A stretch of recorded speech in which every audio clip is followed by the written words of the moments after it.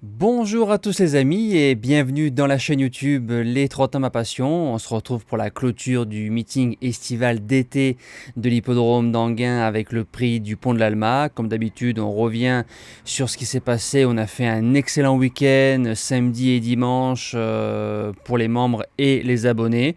On peut retrouver le course par course qui a été très bon samedi. Dans le quintet tiercé écarté, un joli pic 5 sur l'hippodrome d'Anguin. 2 sur 3 dans le JDT, dont 2 gagnants, donc c'est très bien. Dimanche, un tiercé des ordres dans la sélection quintet. On fait un 3 sur 3 dans le JDT. On tape le jeu bonus, donc on fait un 4 sur 4. On fait un meilleur course par course que samedi. Et on n'était pas loin de faire un 100% de réussite du côté des jeux simples au pronostic. On fait un très bon 7 sur 8 dans la réunion d'Anguin. Je crois 5 gagnants et 2 placés ou 4 gagnants et 3 placés, si je dis pas de bêtises. Donc c'est superbe, il faut continuer sur cette forme-là. Alors le quintet de mercredi soir, départ 20h15 dans la 8e et la dernière course, 14 partants. Si on regarde les participants, il y en a bien 10 ou 12 qui peuvent faire l'arrivée, c'est très ouvert. Alors mon gagnant, malgré son numéro très compliqué, je vais au bout de mes idées, le numéro 9, El Magnifico de Loup.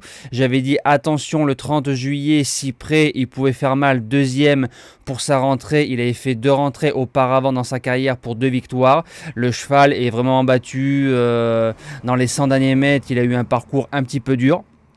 Mais il a répondu présent. Il peut faire le dernier kilomètre tout seul. Je pense que Foxtrot Noblesse va démarrer. Si Christophe Martens arrive à prendre l'inspiration et sortir de ce piège-là, il peut s'imposer. L'opposition viendra du numéro 4, Fabulous Dream, que je ne peux pas mettre en base gagnante parce que vous avez vu, quand il a un pet au casque, le cheval s'enlève à tout moment. Je pense qu'il nous aurait battu le jour de Falcoberry dans les 100 derniers mètres. Il venait très vite, mais le cheval s'est enlevé. Il est très performant sur les parcours de vitesse, sage d'un bout à l'autre. C'est un cheval qui peut aussi triompher.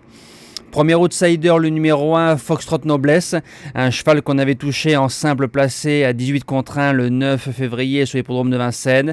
C'est le plus riche de la course, donc c'est forcément visé. C'est un amour de cheval, 2 sur 2 sur la piste de Soisy, parcours de vitesse, parcours de tenue.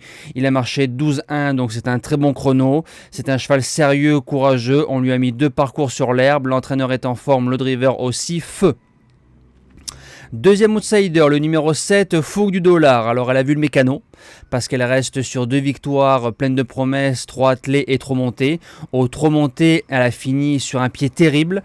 Parcours de vitesse, elle aime. Si elle a récupéré de sa course-là, parce qu'elle va courir à 10 jours, elle va en croiser plus d'un dans la phase finale. En 5e position, le numéro 2, Evita Madric.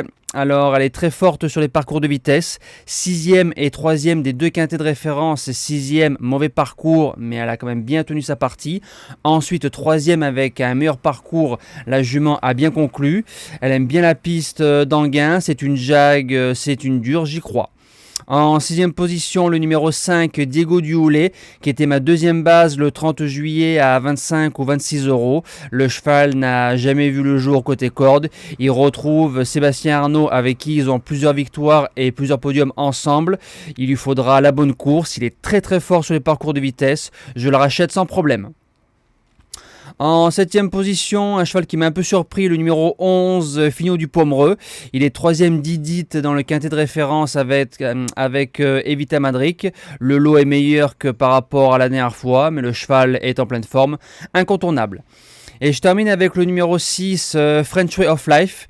Alors la jument a 2 courses de rentrée. Elle retrouve Johan, plaqué devant, déferré derrière, ne sera sûrement pas à 100%. C'est une jument qui est vraiment très puissante sur les parcours de vitesse. Il risque d'y avoir du train si le cheval de Martens prend la corde. En venant sur les autres, elle peut jouer une belle place. Voilà. Alors au niveau des news hippiques, j'ai ressorti 3 courses qui intéressent les membres et qui intéressent les abonnés, bref, qui intéressent tout le monde. On commence tout de suite par la belle victoire du fils de Charlie Dunoyer, Curtis, qu'on a détecté lors de sa première course, que j'avais mis gagnant et j'en ai discuté avec un membre, Jason. Le cheval avait course gagnée après 100 mètres de course et belle drive encore de David Thomas. Donc ça c'est magnifique. Ensuite on parle de la belle victoire de Shalimar de Guez. On l'a joué 2 fois. Première fois dans le course par course en live dans le prix Jacques Andrieux à 12 contre 1 il s'impose. Là il s'est imposé à 9,10 €. On touche le couplet gagnant. On touche le pic 5 à plus de 600 € online. Bref une belle après-midi samedi, donc c'est magnifique et le cheval méritait une belle course. Et on termine par la note de galop par la gagnante Inspirol dans le Jacques Le Marois qui s'impose quand même d'autorité. John Gosden, Lanfranco Dettori, 1 million d'euros d'allocation, groupe 1. En général, ça fait mouche. Voilà, je vous laisse avec le saut de l'ange de ce dernier. Et moi, je vous dis bon après-midi.